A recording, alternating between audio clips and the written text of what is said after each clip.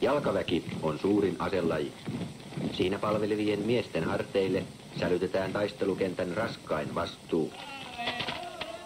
Peruskoulutus tähtää siihen, että jokainen jalkaväkisotilas hallitsee itsensä ja noudattaa käskyjä tinkimättä. Sulkeisharjoitus luo pohjan sotilaalliselle täsmällisyydelle. Henkilökohtaisen aseen käsittely ja sen hoito ovat välttämättömät lähtökohdat taistelutaidolle.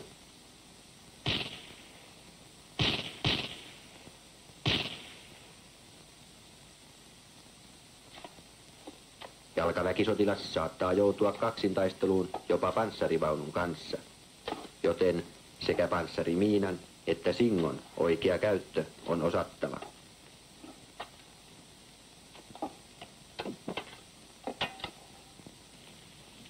Maastoutuminen ja maastossa eläminen kuuluvat jalkaväkisotilaan menestymisen edellytyksiin. Metsä antaa taistelijalle hyvän suojan, sen antamia edellytyksiä on opittava käyttämään.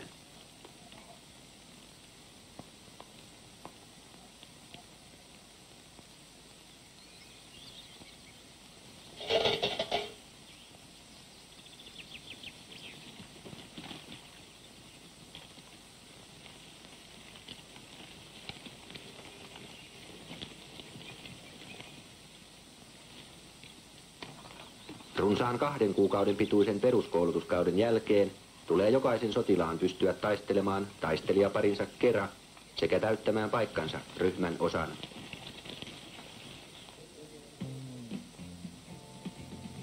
Metsässä asumisen vastapainona ovat kasarmit yleensä uudet ja viihtyisät. Itse on luotava viihtyisyys ympärilleen huolehtimalla sekä henkilökohtaisesta hygieniasta että asuintilojen siisteydestä.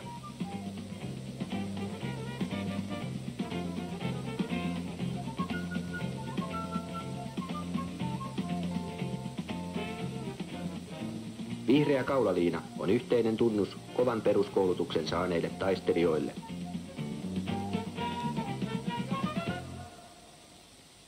Takala, Junnila, Tuovila, Kytölä. Peruskoulutuskauden jälkeen lähtee osa pojista reservialiupseerikouluun saamaan koulutusta ryhmän johtajan vaativaan tehtävään.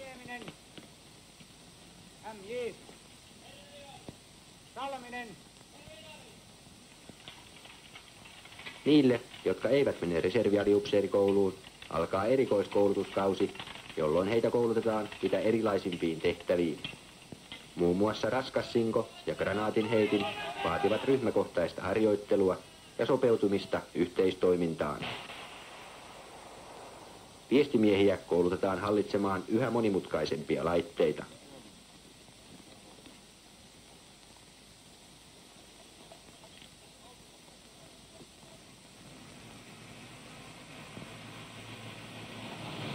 Ja tuo niin moottoroiduksi muodostunut liikkuminen vaatii sotilaspoliisit liikennettä ohjaamaan.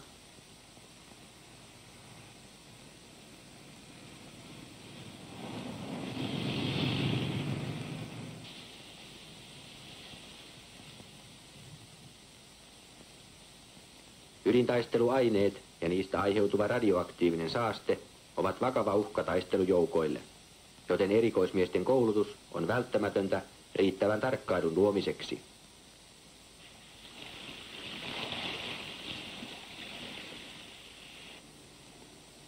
Syöksyveneellä liikkuminen kuuluu osana koulutukseen. Venettä kuljettaa pioneerikoulutuksen saanut jalkaväkisotilas.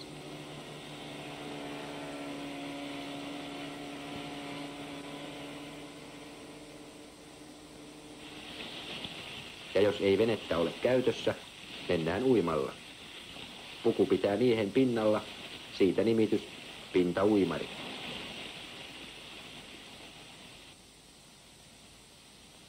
Säätietoja tarvitsevat sekä tykistö, KRH että ilmavoimat. Säämiehet saavat tehtäviinsä tarvittavan koulutuksen.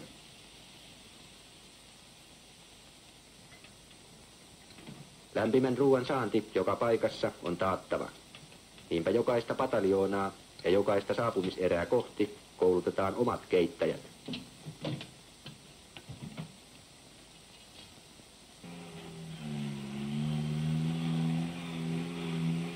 Kuljetuskalusto lisääntyy ja monipuolistuu. Ikäluokka toisensa jälkeen koulutetaan käyttämään näitä siviilimaailmassa harvemmin nähtäviä maastoajoneuvoja. Harjoittelemalla maastossa oppii vähitellen tuntemaan ajoneuvon ulottuvuudet ja käyttämään tehoja tarpeen mukaan.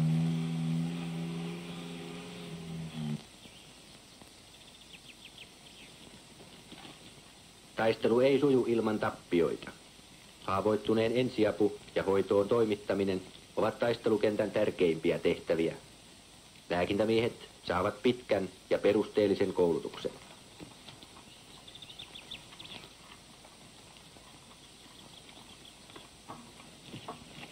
Koira on mainio vartiomiehen apu, mutta sitä käytetään moneen muuhunkin tehtävään. Oman koulutuksen ja kertauksensa vaatii koirakin.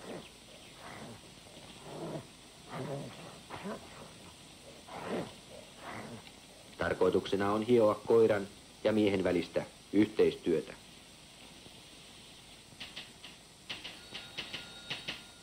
Komppanian tai vastaavan suuruisen joukon paperisota vaatii vääpelin avuksi kirjurin. Kirjuri kouliintuu tehtäviinsä lähinnä työnsä ohessa.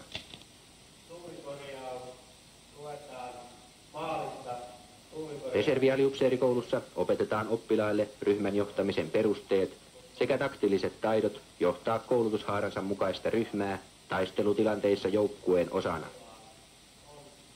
Koulutus jakaantuu kivääri, panssarintorjunta, viesti, pioneeri ja granaatinheitin linjoihin.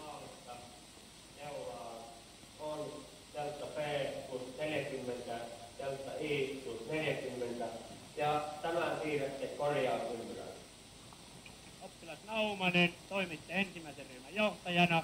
Annette käskyn, ryhmitätte ryhmän. Polvelle.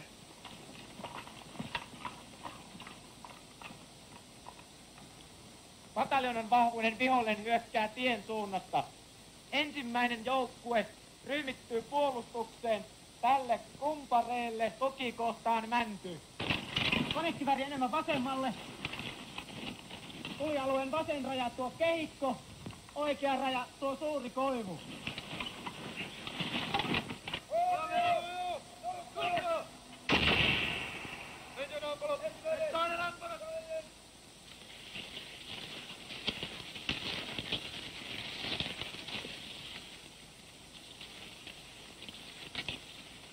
Sissiryhmän johtajan tulee oppia ylläkön ja tuhoamistekniikan hienoudet.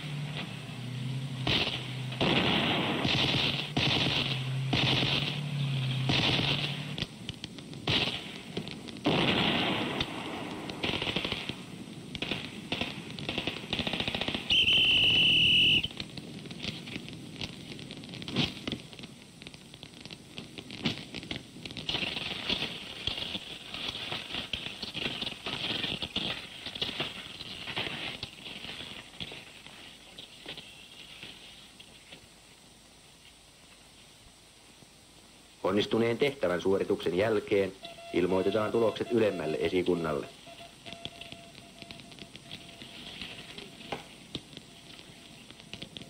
Reservialiupseerikurssin hyväksyttävästi suorittanut joutuu välittömästi kurssin jälkeen kokeilemaan ja toteuttamaan teorioita käytäntöön. Joku saa oman ryhmän koulutettavakseen. Toinen on kiinnostunut tekniikasta ja läpikäynyt aseseppäkurssin ja huolehtii nyt aseitten taistelukunnosta. Joku on autokärpäsen puremana hakeutunut moottorialiupseerikouluun ja saa vastuulleen joukko-osastossa ajoneuvojen ajokunnosta huolehtimisen.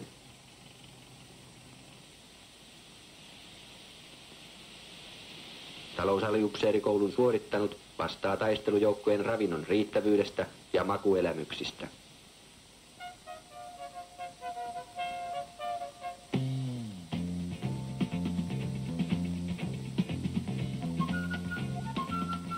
Soveliaimmat reservialiupseerikurssin suorittaneista komennetaan oppilaiksi reserviupseerikouluun, jossa opetuksen painopiste on sodan olosuhteissa eri aselajien kanssa yhteistyöhön kykenevän johtajan koulutuksessa.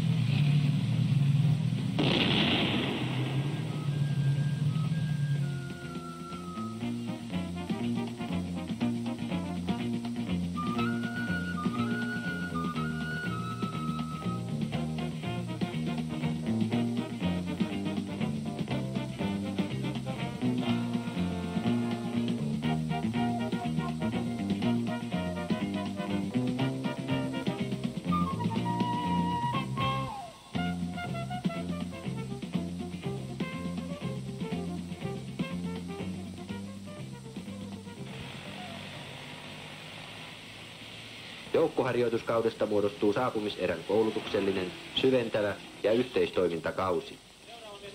Jalkaväkisotilaille pyritään antamaan pidempänä jaksona oikea kuva taistelukentän äkillisistä ja nopeasti muuttuvista tilanteista.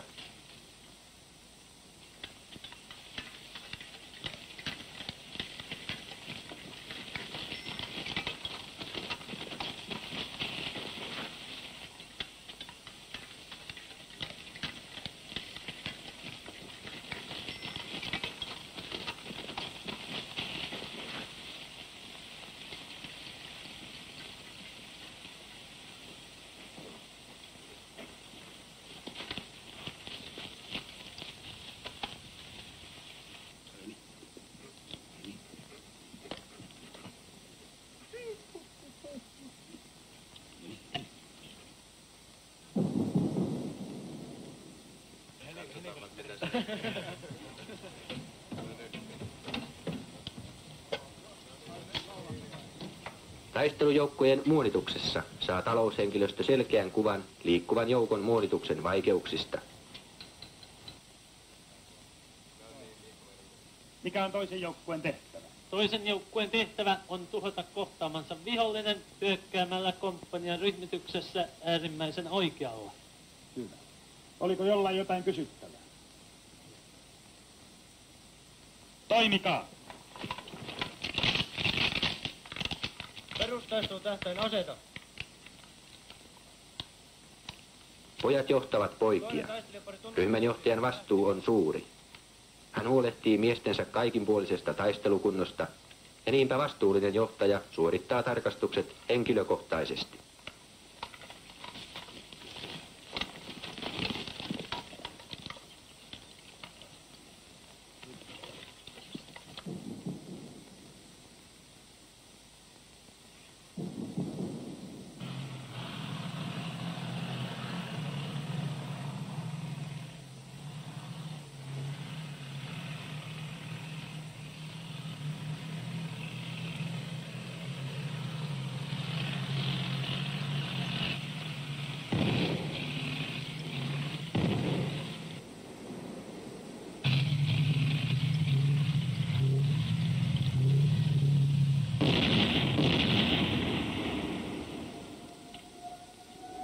Raskaiden aseiden antaman suojan ja rautakaton alla etenee ensimmäinen porras rynnäkköetäisyydelle murtokohdan eteen ja viimeisten granaattien mukana vastustajan asemiin.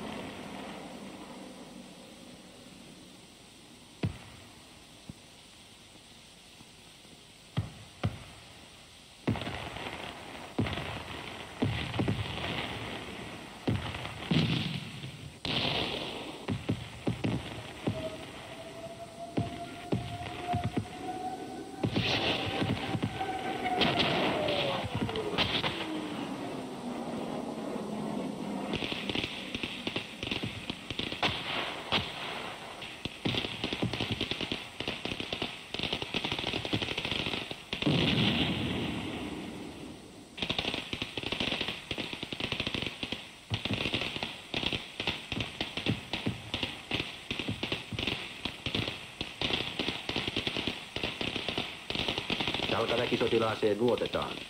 Sen, minkä hän saavuttaa, sen hän myös pitää. Jalkaväki on taistelukentän kuningas.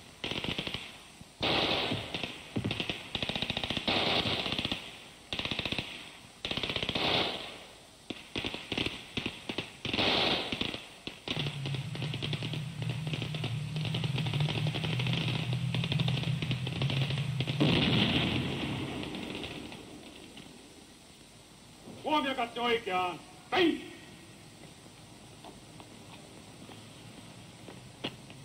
Herra kapteeni, ensimmäinen komppania valmiina sulkajärjestyksen harjoitukseen. Kiitos. Hyvää päivää, komppania.